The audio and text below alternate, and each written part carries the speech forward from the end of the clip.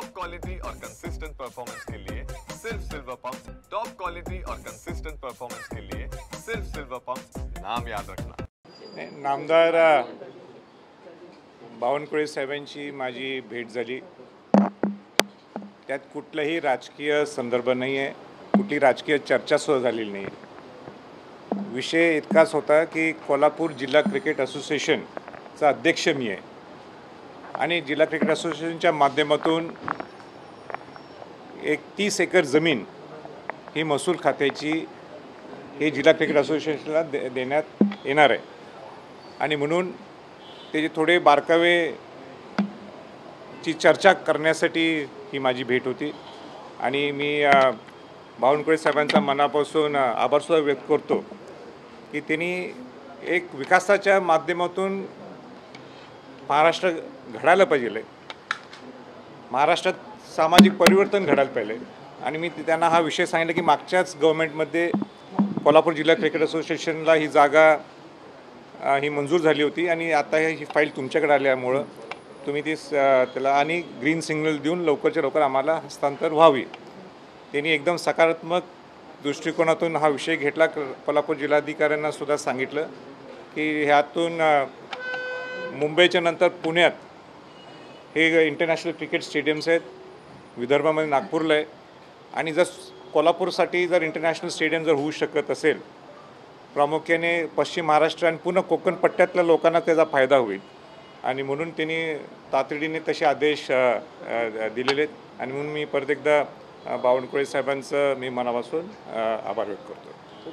वाघ्या कुत्र्या संदर्भात देखील तुमच्याकडनं पत्रव्यवहार वारंवार आपल्याला पाहायला मिळतो, या संदर्भात काही चर्चा किंवा नेमकं काय नाही, वाघ्या कुत्र्याच्या बाबतीत मी सविस्तर सांगितलेलं आहे। कुठलाही इतिहास नसताना शिवाजी महाराजांच्या समाधीच्या बाजूला तो उभा केलेला दंतकथेतून निर्माण झालेलं ते पात्र आहे आणि माझी पहिल्या दिवशीपासून भूमिका आहे आणि ती राहिली आहे, ती कुत्रं तिथनं हटवायला पाहिजे। तुकोजीराव होळकर महाराजांनी जे शिवाजी महाराजांच्या समाधीला मदत केली, त्या कुत्र्याच्या समाधीला मदत केली नाही, म्हणून तुकोजीराव होळकर महाराजांचं नाव सोनेरी अक्षरात तिथं लिहायला पाहिजे। हे रायगड प्राधिकरणचा अध्यक्ष या नात्याने मी ती जबाबदारीसुद्धा घेतलेली आहे। माझी मुख्यमंत्री महोदयांची सुद्धा चर्चा झालेली आहे। मुख्यमंत्री महोदयांनी सुद्धा सांगितलेलं की मी लवकर समिती स्थापन करणार आहे। आज मी मुंबईत आलो आहे, मुख्यमंत्री महोदयसुद्धा मला त्या वाघ्या कुत्र्याच्या संदर्भात काढण्याच्या संदर्भात आज मला ते वेळ देण्यात, आज किंवा उद्या वेळ देण्यात आणि सविस्तरपणे माझी ती चर्चा होईल। अमित शाह गृहमंत्री हे येणार होते रायगडला, म्हणून मी विषय थोडा वेळ थांबवला होता आणि कुठलीही डेडलाईन आमची नाही आहे, पण दंतकथेतून तयार झालेलं कुत्रं हे तिथं शिवाजी महाराजांच्या समाधीच्या बाजूला राहणं हे चुकीचं आहे आणि म्हणून हा माझा तो प्रयत्न आहे आणि तो निश्चित सरकार त्याच्यात दखल घेईल ही मी अपेक्षा ठेवतो।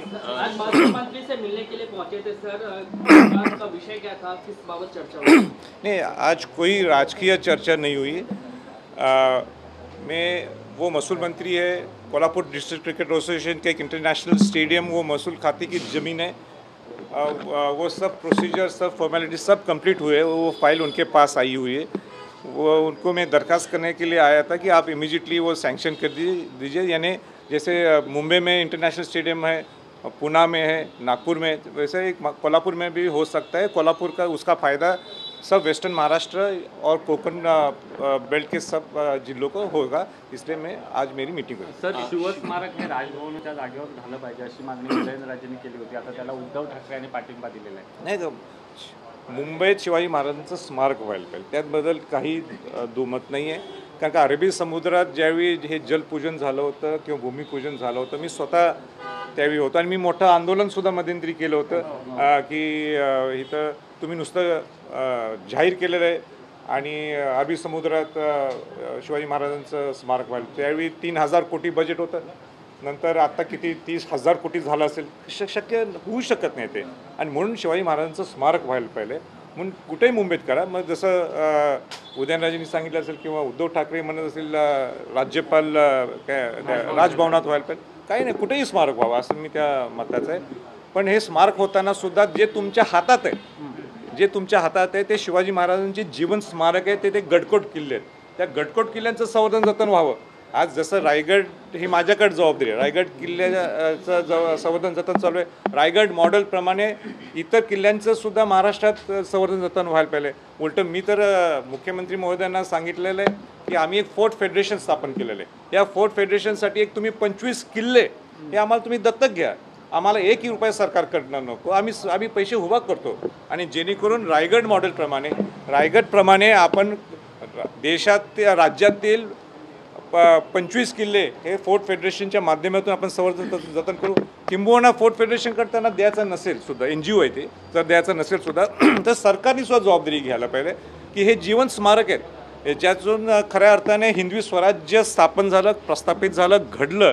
आणि म्हणून शिवाजी महाराजांना खऱ्या अर्थाने आपण सगळ्यांची जबाबदारी, ह्याच्यात राजकारणाच्या पलीकडचा हा विषय. जर आपल्याला खऱ्या अर्थाने जीवन स्मारक शिवाजी महाराजांची उभी करायची असतील तर आपण गडकोट किल्ल्यांचं, प्रमुख गडकोट किल्ल्यांचं संवर्धन हे होणं गरजेचं आहे.